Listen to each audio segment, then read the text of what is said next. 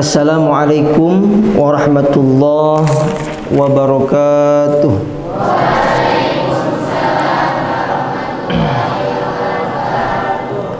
Alhamdulillahilladzi anzalal Qur'an hudan linnasi wa bayyinatin minal huda kasyamsi wa duhaha. Thumma akkadahu bisunnatin nabawiyyatis sahihati kal qamari idza talaha. Faman tamassaka bihima fasawfa ya'isu fil ardi ya'isu kan nahari idza jallaha. Faman a'rada anhuma fasawfa ya'isu fil ardi ya'isu ma'isyatan dzunka kal laili idza yaghshaha. Ila hadratin nabiyil mustafa sayyidina Muhammadin sallallahu alaihi wasallam wa alihi wa ikhwanihi minal anbiya'i wal mursalin wal awliya'i was syuhada'i was salihin was sahabati wat tabi'in wat tabi'ihim wal ulama'il 'amilin wa ila hadrati jami'i ahlil kubur minal muslimin wal muslimat wal mu'minin wal mu'minat min masyarikil ardi ila magharibiha barriha wa bahriha wa khususan ila abaina wa ummahatina wa ajdadina wa jaddatina wa masayikhina wa asatidatina wa liman ahsana ilaina wa khususan ila ar-ruhi al-muallif hadal kitab al-imam hujjatul islam Abdul Hamid Muhammad al-Ghazali rahimahullahu ta'ala wa nafa'a bihi bi'ulumihi wa matta'ana bimadadihi amin. Al-Fatihah. Alhamdulillahi rabbil alamin Ar-Rahman Ar-Rahim Maliki Yawmiddin. Iyyaka na'budu wa iyyaka nasta'in ihdinas siratal mustaqim siratal ladzina an'amta 'alaihim ghairil maghdubi 'alaihim waladdallin. Para asatidah yang kami banggakan dan yang kami hormati, para santriwan santriwati yang hadir juga di sini, semoga Allah berikan ilmu yang bermanfaat. Amin.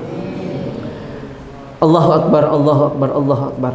Malam ini kita akan memulai di kajian Ramadan, kajian kitab Ihya Ulumuddin, salah satu karya terbaik dan paling terkenal, masyhur dari Imam Hujjatul Islam Abdul Hamid al-Ghazali rahimahullahu ta'ala. Semoga dengan mengkaji kitab ini kita bisa sama-sama untuk menimba ilmu, untuk memperoleh barokah dari beliau Abdul Hamid al-Ghazali, sekaligus upaya untuk mengisi hari-hari yang ada di bulan Ramadan. Alhamdulillah antum kita semuanya di sini dari awal Ramadan sampai sekarang 16 Ramadan, betul? Mengikuti pengajian-pengajian kitab-kitab. Alhamdulillah dari awal Ramadan sampai sekarang. Alhamdulillah sudah tamat. Sekarang ada tambahan yang kami akan tambahi biar antum mengenali. Tujuan utama kita menimba ilmu dan memperoleh barokah dari kitab ini yaitu Imam Al-Ghazali Hujjatul Islam. Meskipun kajian ini itu kita cobalah awal pertama kali live streaming juga. Ustadz minta untuk live streaming agar syiarnya lebih, bahkan live streaming itu bonus juga agar bisa dilihat oleh para alumni, seperti itu. Live streaming atau tidak, insya Allah kedepannya kajian mingguan kedepannya akan kita adakan di pondok ini. Semoga disiarkan secara langsung. Ini merupakan bagian dari ta'miman lil faidah. Amin. ya, faidahnya dari kitab ini bisa menyebar lebih luas lagi, terutama khususnya ke kita yang hadir di majelis ilmu ini. Alumni terutama yang di luar bisa juga ikut ya bersama-sama untuk bisa mengkaji, menimba ilmu barokah dari kitab Ihya Ulumuddin ini. Tapi tentunya kita tidak akan mengkaji kitab Ihya ini dari awal. Kita belajar juz al-awwal ini. Kita akan ambil, mencoba memulai dari Kitabu Asroris Shaum sesuai dengan bulan Ramadan. Ya. Kenapa? Agar lebih paham tentang bulan Ramadan. Untuk apa? Ya sebagai pengantar kita, perhatikan, sebagai pengantar untuk kita belajar kitab ini, kitab Ihya Ulumuddin ini, Ustaz bilang tadi di awal, adalah kitab yang paling berpengaruh terhadap tradisi intelektualitas ulama. Tradisi intelektual umat Islam seluruh dunia yang ada di belahan dunia. Kitab ini dipelajari oleh banyak orang. Sehingga perhatikan, Imam Nawawi dalam sebuah dawuh beliau, pesan beliau, kadal ihya ayyakuna Qur'anan. Apa? Ihya itu hampir seperti Al-Qur'an. Ya, komentator pun mengatakan ternyata tentang pernyataan ini, Imam Nawawi ini itu menyatakan bahwasannya yang dimaksud Imam Nawawi ini dari sisi apa? Dari sisi popularitas, masyhur kitab ini. Kitab ini banyak dipelajari sehingga popularitas itu betul-betul ya menyebar di belahan dunia, lebih mendekati kadal ihya gitu. Bagaimana Al-Quran kita belajari, kita baca. Kemudian saking berpengaruhnya kitab ini itu, ada bahkan ya sebagian orang mengatakan bahwasannya kitab ini itu Ihya Ulumuddin kira-kira menyatakan seperti ini bahasanya. Laula dhahabat kutubul Islam kulluh. Laula dhahabat kutubul Islam kulluh, seandainya semua kitab itu musnah, wabakiyat al-ihya, hanya tersisa kitab ini Ihya Ulumuddin, la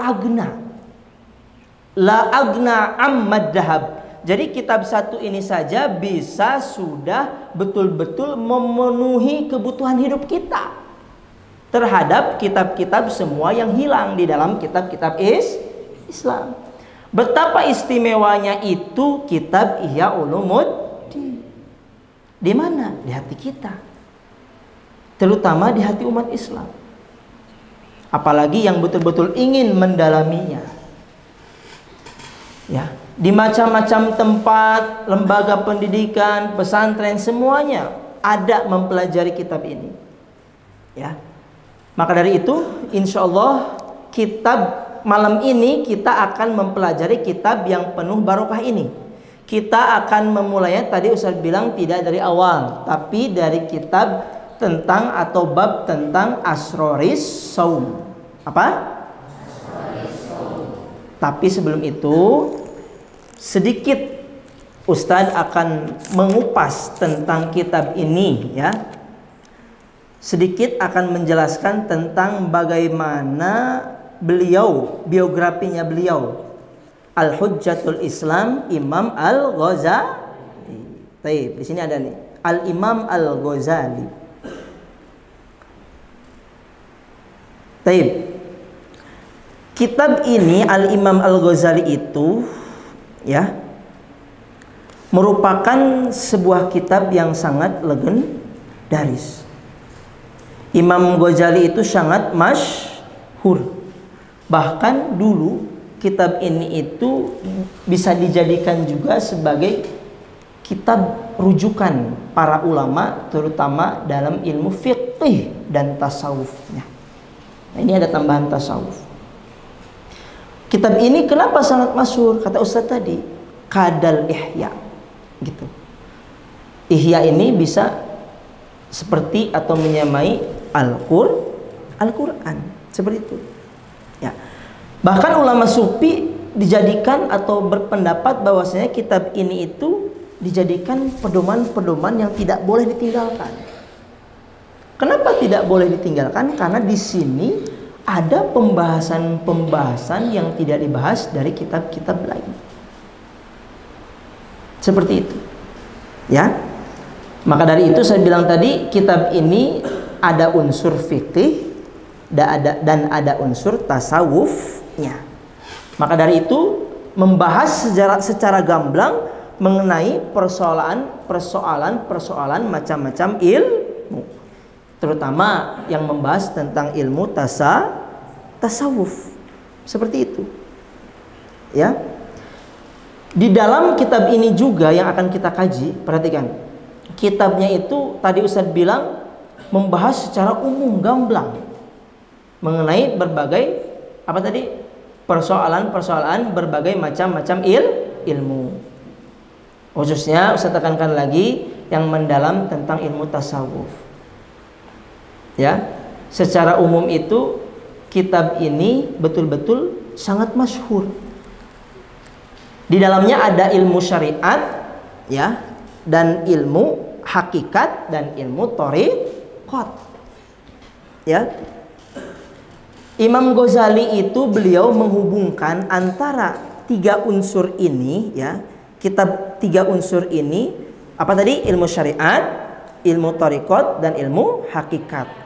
Jadi semuanya digabungkan. Seperti itu. Menjadi satu penalaran.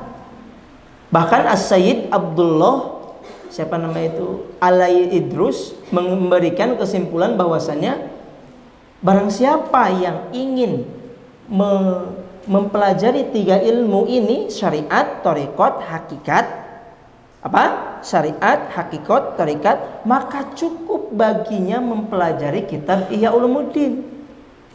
Ada juga kalau gak salah itu ulama Irak, Syekh Imam Zainuddin mengatakan bahwasannya kitab Ihya itu adalah salah satu kitab Islam yang betul-betul agung, a'dhamul kutub.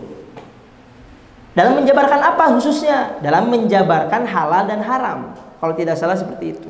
Yang Ustaz dengar, yang Ustaz baca, ya.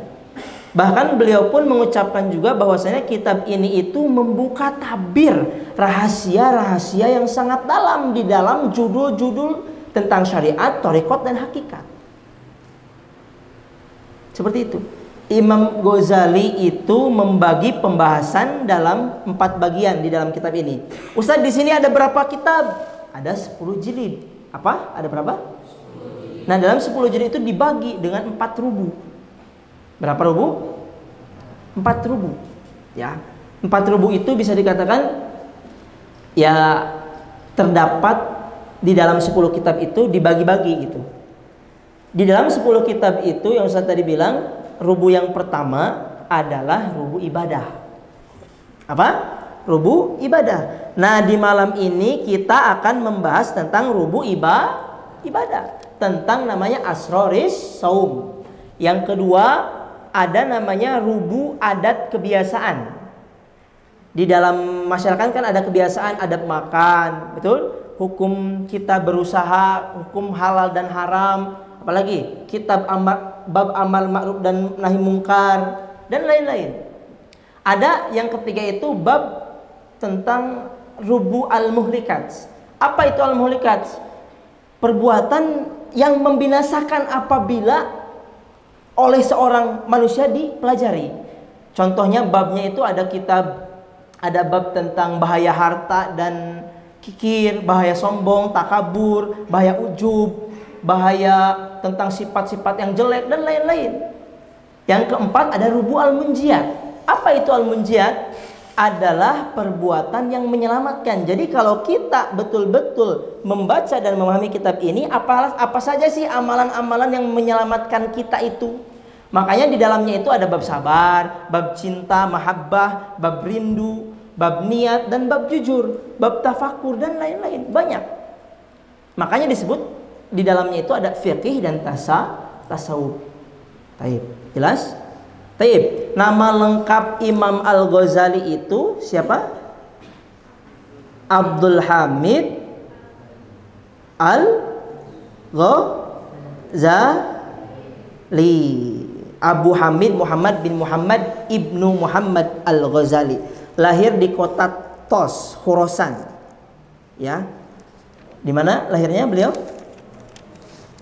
Di kota Tos, Khurasan. Gitu ya. Kalau zaman dulu itu Persia. Tahun berapa Ustaz? 450 Hijriah. Ya. Wa fi muntasafil qarnil khamis al-Hijri 450 wulida Abu Hamid bin Abi Afil Qalb. Ya gitu. Nah, beliau belajar ilmu fikih itu ternyata ke ulama Syafi'iyah. Dan beliau itu adalah ulama alim kubro, seorang pembaharu Islam. Makanya disebut Hujjatul Islam. Ya, atau bisa dikatakan gelarnya itu apa? Zainuddin Hujjatul Islam. Beliau mempunyai pengaruh yang sangat besar pada apa? Khazanah Islam. Ya. Bahkan beliau itu mempunyai majelis pengajian, dan orang-orang di majelis pengajian tersebut itu disebut dijuluki majelis 300 sorban.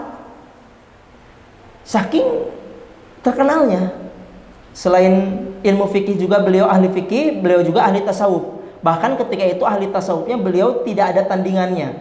Beliau di dalam riwayatnya, teman-teman beliau meriwayatkan bahwasannya tidak ada yang setara dengan Imam Al-Ghazali itu. Seperti itu. Dalam bidang fikih beliau mengeluarkan kitab-kitab Al-Wasit. Apa? Kitab Al-Wasit. Setelah itu beliau mengeluarkan kitab Al-Waziz. Ya, terutama kitab-kitab ini itu dipakai oleh ulama-ulama Syafi'iyah atau mazhab sekolah-sekolah Syafi'iyah seperti itu. Ya.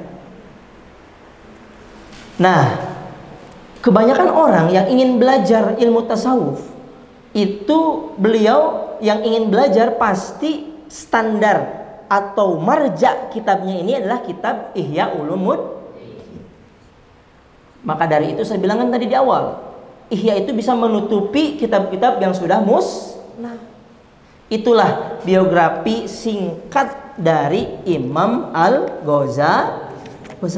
Marilah kita belajar ya kitab apa? Asroris. Tadi udah saya bagikan buku-bukunya ya. Sebagian, yang lainnya lihat As-Sasa.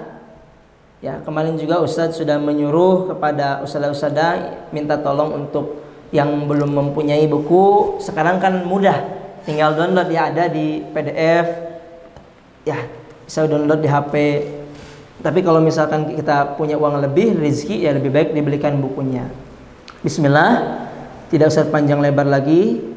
Malam barokah ini malam ke-16, besok puasa ke-16, mudah-mudahan kita dimudahkan untuk memahaminya. Amin.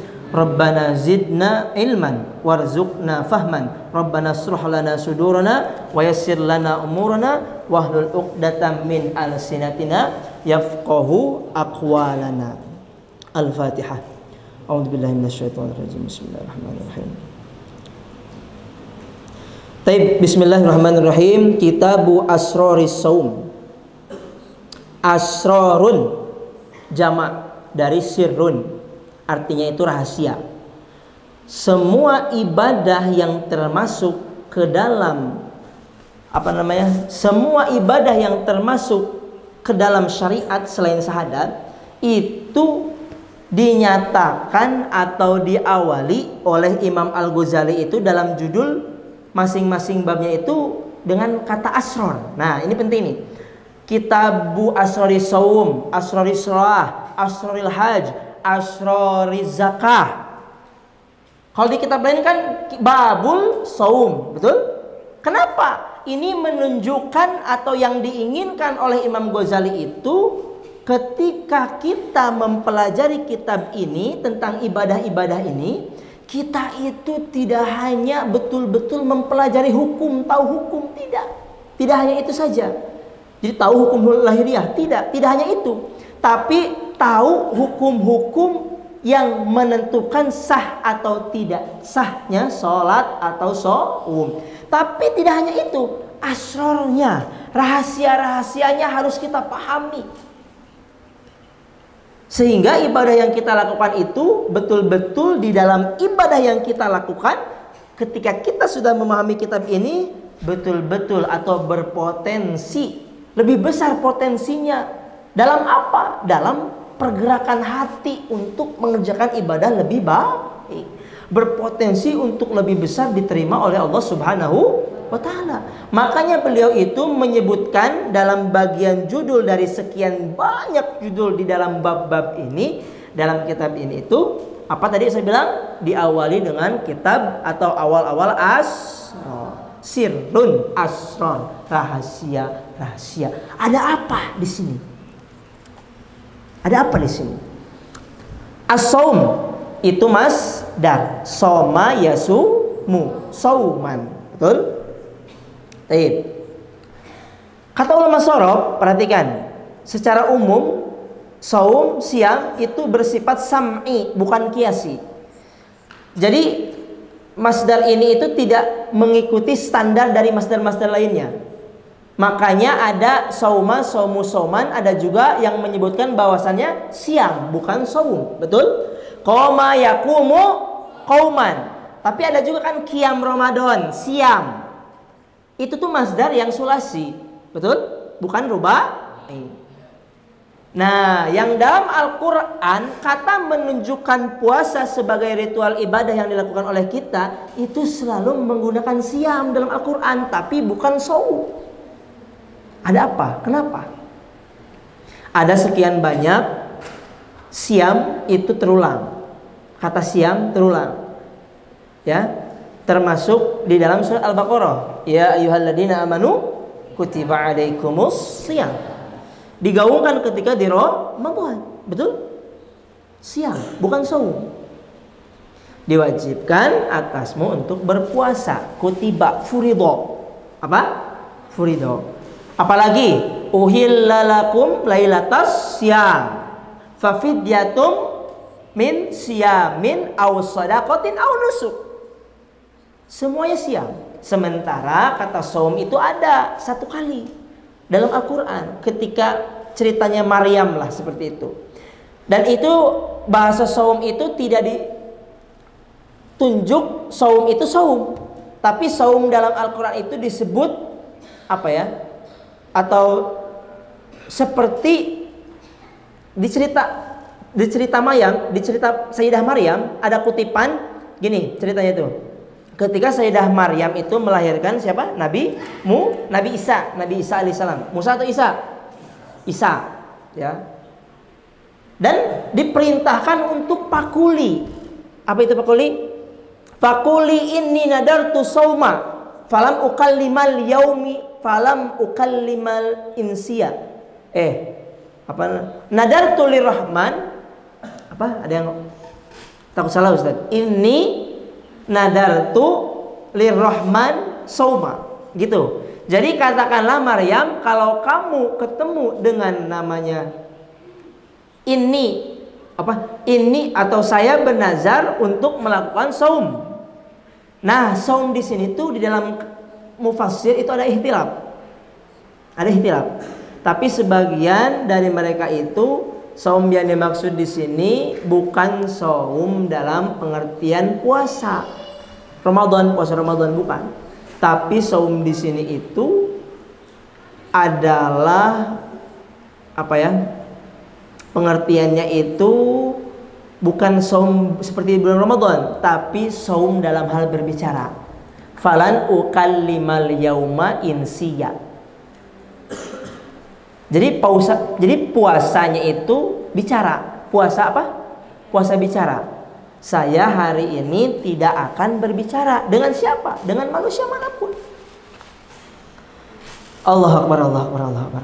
Nah, sehingga karena itu kemudian di kalangan ulama muncul diskusi yang sangat betul-betul seru. Tentang apa Ustaz? Tentang siam dan saum. Apakah maknanya sama atau beda?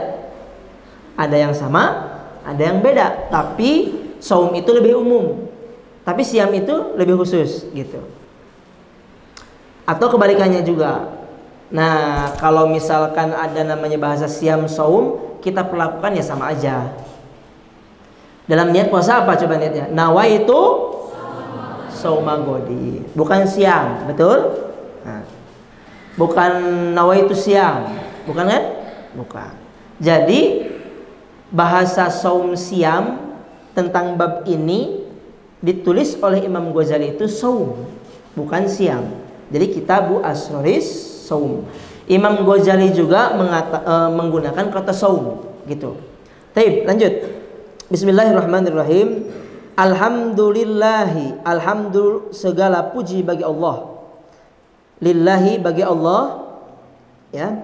Alladzi, yang a'dhama ala ibadihi, yang memberikan dalam jumlah yang sangat besar, banyak, a'dham. Ala ibadihi, kepada hamba-hambanya, ibadihi, hamba-hambanya. Al-minnah itu dalam kitab Ithab, ya, sarahnya Imam Ghazali, artinya adalah nikmatun sakilah, nikmat yang berat, banyak, luas. Itu artinya minnah. Bima dafa'a anhum kaidah syaitani wa fannah. Bima, dengan jadi bagian dari nikmat itu adalah bahwa Allah dafa'a anhum. Dafa'a anhum itu mencegah. Anhum, dari mereka, kaidah, tipu daya syaitan, setan. Wa fannah, makrah, atau panah itu tipuan dan tipu daya setan. Bayangkan, Imam Ghazali memulai kitab saum ini itu menjelaskan bahwasannya bagaimana kita sebagai manusia diberikan nikmat yang sangat luar biasa, besar sekali. Betul? Kenapa? Karena kita diberikan pengetahuan bagaimana cara kita melindungi dari setan. Perhatikan, kaidah syaitan itu perlindungan, nikmat yang sangat luar biasa sekali. Bagaimana berlindung dari tipuan daya setan itu? Maka dari itu Imam Ghazali membahas di sini. Ya dal jalali wal ikram, Allah memberikan nikmat yang sangat besar. A'dhamu ala ibadihi al-minnah. Nah, di sini juga Imam Ghazali memberikan mukaddimah yang sangat indah, luar biasa, bagus. Susah kalau kita nulis kitab itu, ya. Dalam kajian atau ilmu balaghah itu, ya, ada bahasa atau disebut namanya itu bara'atul isti'lal. Bara'atul istidlal. Apa itu Ustaz bara'atul istidlal? Keterampilan seorang penulis dalam mengawali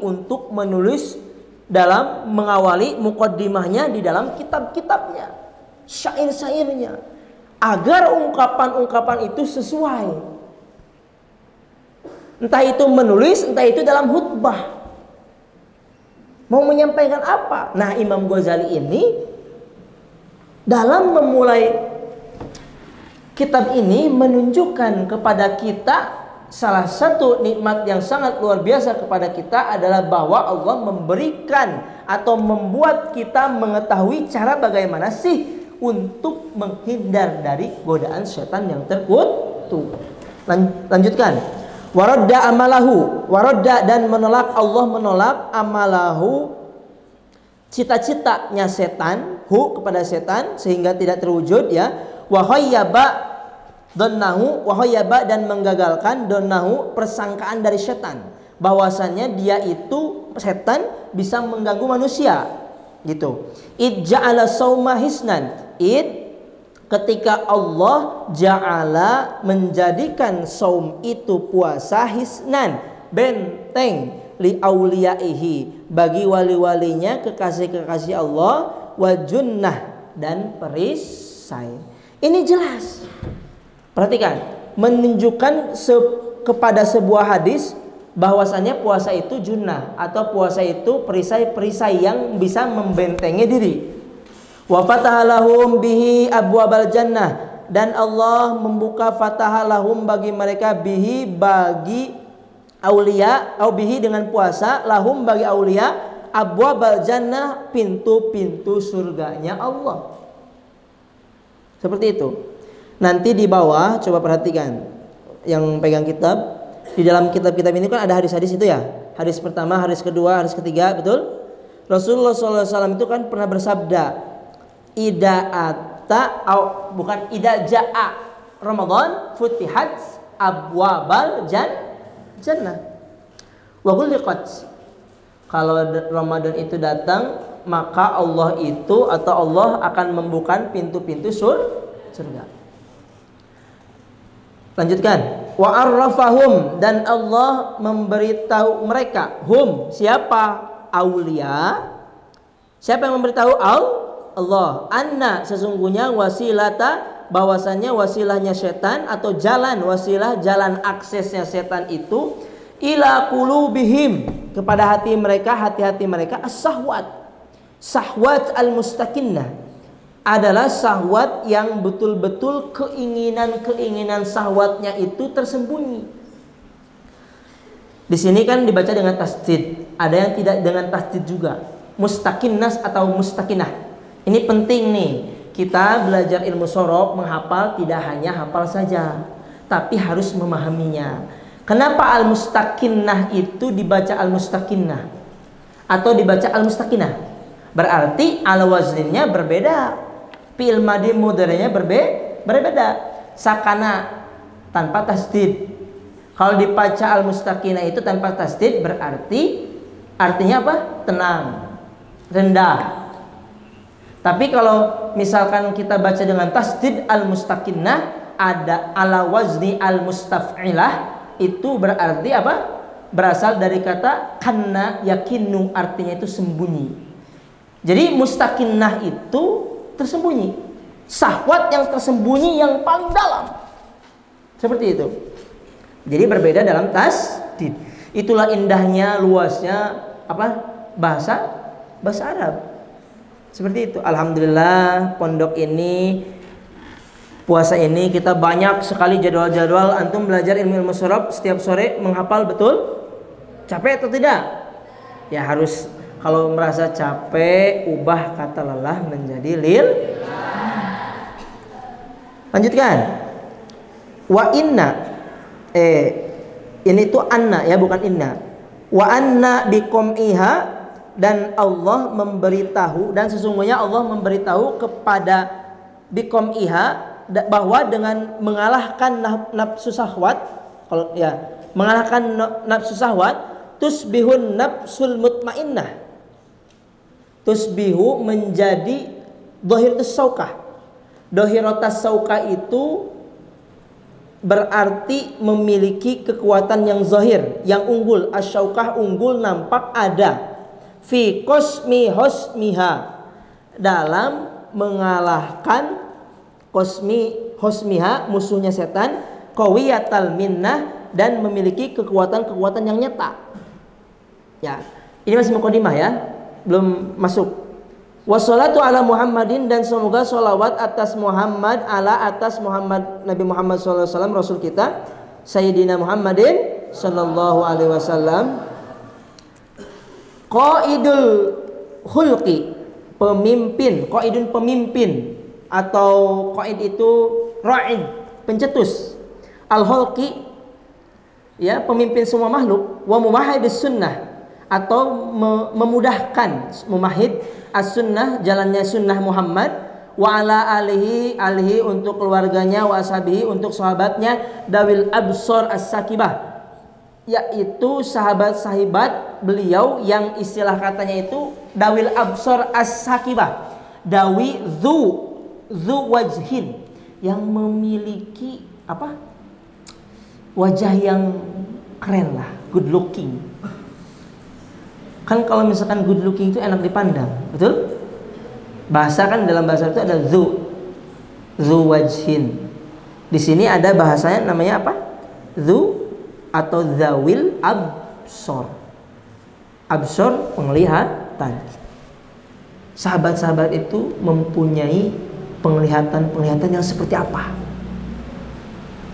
As-sakibah diambil di dalam Al-Quran. Surat apa coba? As-surab, mujid surab, ukhti, ahi, surab. Hudli surab. Yang menggebu-gebu Ustaz ini. Ya, As-Sakibah itu dari surat At-Tariq ayat keberapa? 3. Was-samaa'i wat-tariq wa ma adraka mat-tariq an-najmu ats-tsaqib. Bayangkan, Imam Ghazali menulis dengan bahasa yang indah. Dawil absor as-sakibah. Was-samaa'i wat-tariqi wa ma adraka mat-tariq. An-najmu bintang-bintang dan bintang-bintang, gitu kan? An-najmu ats-tsaqib. Apa itu bintang ats-tsaqib? Ada yang tahu? Ayo sebelum saya jelaskan. Apa as-sakib? Ustazah? Berkilau. Ada yang berbicara berkilau. Nyampe lah sedikit. Nah, kenapa berkilau bintang-bintang itu? Jadi Imam Ghazali membayangkan bahwasannya sahabat itu dawil absor as-sakibah. Keren. Coba antum ambil tuh kalimat bahasanya yang indah. Jadi sahabat itu mempunyai penglihatan yang betul-betul ketika melihat mengkilau. Nah, ini kan belum masih umum ya. Ketika melihat mengkilau, apa itu maksudnya? Nah, itulah bedanya kitab-kitab dengan kitab Ihya Ulumuddin. Taib. As-Sakibah itu yang terang, kilau. Maka di dalam surat At-Tariq yang saya tadi bilang apa? Jamatan was-sama wama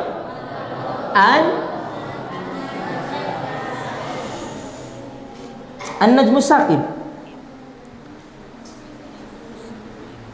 An-najmu sakib itu artinya bintang-bintang yang terang benderang sehingga berkilau banget lah, gitu bahasanya.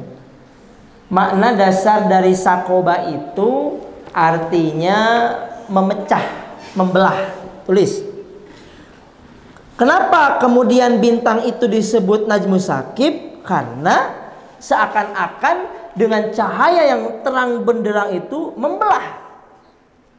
Apa? Membelah. Jadi disebut an-najmu sakib. Kemudian diartikan sebagai bintang-bintang yang berterang benderang. Maka itu di sini para sahabat disifati dalam kitab ini itu mempunyai as-sakibah, absor as-sakibah. Beliau para sahabat itu mempunyai pandangan, penglihatan yang sangat terang benderang. Keren ya. Wah, pandangan yang terang benderang. Ma'jmalah hadhil kalimah. Al-kalimah al-'azam. Kataba al-Imam Ghazali Hujjatul Islam. Lanjutkan. Wal uqul al-murajjahah. Al-uqul dan akal-akal al-murajjahah itu berasal dari kata rojaha. Nih penting juga nih. Rojaha atau rojaha itu dulu merujuk kepada namanya timbangan. Kita lihat timbangan nih, mizan. Tahu mizan? Timbangan kalau ya yang menimbang lah. Kalau misalkan murojaah itu gini. Waqafa. Jadi timbangan sebuah benda yang notabene kemudian kira-kiranya itu benda tersebut itu, timbangan tersebut itu ada dua sisi, kanan sama kiri, yumna wal yusra. Betul? Kita kan otomatis akan meletakkan di dalam timbangan itu, di timbangan itu di dalam satu sisi, betul? Gak mungkin di tengah-tengah kan? Gitu kan? Ya. Nah, begitu ada satu benda yang lebih berat gini dibandingkan benda yang lain di dalam kedua sisinya itu, nah itu tuh disebut namanya rojaha. Jadi benda itu rojahahu, benda satu ini yang mengungguli benda-benda lainnya yang paling berat, itu namanya bahasa al-murajjahah. Sehingga karena istilah kata gini, ada bahasa tarjih. Pernah mendengar tarjih? Kalau tarjih itu mengunggulkan satu pendapat dari pendapat lainnya. Jadi di dalam kajian tafsir itu ada bahasa tarjih. Jadi ulama itu menarjihkan pendapat yang lebih a'dham, yang lebih aqwa, yang paling rojih. Lebih tepat lah bahasanya dibandingkan dari pendapat-pendapat yang lain. ada tarjihul ahadis, betul? Apalagi? Atau bagaimana caranya kita itu mengumpulkan satu hadis, tapi hadisnya itu yang memenuhi syarat-syaratnya, syarat-syarat derajat-derajat kesohihannya. Makanya tadi saya bilang tarjihul hadis. Atau saudara-saudara kita di lembaga Muhammadiyah, organisasi Muhammadiyah itu ada majelis tarjih di Muhammadiyah itu. Kenapa? Karena mereka itu membayangkan saudara-saudara kita itu, jadi majelis tarjih itu akan bisa menyeleksi pendapat-pendapat yang berharga, yang rojih. Makanya ada kelompok majelis tarjih, mana yang benar, mana yang baik. Maka di sini sahabat itu disebut al-uqul al-murjah. Sahabat itu mempunyai akal-akal yang unggul. Dawil uqul al-murjah, dawil absor al-thaqibah. Ya, kita lanjutkan. Wasallama tasliman katsira. Ya, dan keselamatan, semoga keselamatannya lebih banyak untuk para sahabat dan para yang tadi disebutkan, para nabi, para keluarga beliau Nabi Muhammad sallallahu alaihi wasallam. Taib. Sahabat itu banyak yang betul-betul mempunyai pandangan otak yang sangat cerdas. Betul? Banyak loh. Sekarang itu indah ya. Dulu ketika Ustaz kecil mungkin jarang ada. Kami, istri Ustaz itu membeli hadiah ulang tahun pertama buat putra kami untuk membelikan buku-buku perpustakaan kecil lah bahasanya. Yang notabene di buku tersebut itu ada bab-bab atau buku-buku 1, buku 2, buku 3 yang menjelaskan agar kita bisa lebih mengenal tentang sahabat-sahabat Nabi. Dengan warnanya yang berwarna, dengan gambarnya, ada hewan-hewan, karena seorang sahabat itu pasti pernah menaiki kuda untuk berperang, betul? Salah satunya ada Zaid bin Sabit, betul? Ada namanya Khalid bin Walid. Ya, ada namanya Al-Fatih dulu kan, pembuka Konstantinopel.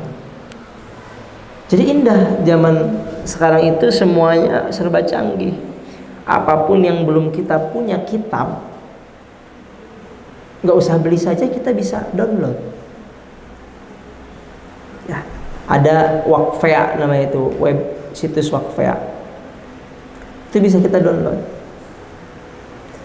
Ya, alhamdulillah antum di sini di pondok ini semuanya pada punya kitab fikihnya, sub fikih, sub tauhid, ya, sub ilmu nahwu sorof. Semuanya ada dan punya buku. Minta tolong, kan kita sudah belajar ta'limul muta'allim, akhlakul banin, betul? Kita harus betul-betul mempunyai akhlak yang baik. Bagaimana adab seorang murid kepada guru, adab seorang murid kepada bukunya, ya, seperti apa cara kita memegangnya, kan itu dijelaskan semuanya, betul? Nah, kembali lagi kepada penjelasan tadi, Ustadz pengen menekankan di dalam mukaddimah ini, bahasanya indah, dawil absor al-thaqibah, dan ada bahasa al-uqul al-murjah. Zaid gini ya, Zaid bin Sabit. Ustadz terinspirasi nama anak kedua saya itu Zaid. Kenapa Zaid bin Sabit? Zaid karena beliau ahli Quran. Kita doakan semoga kita yang hadir di sini menjadi ahli Quran. Amin. Allahumma ij'alna, amin, wa tullabana wa talibatana min ahlil Quran wa ahlil khair wa ahlil ilm, wa la taj'alna min ahlil syarri wad dhair, amin.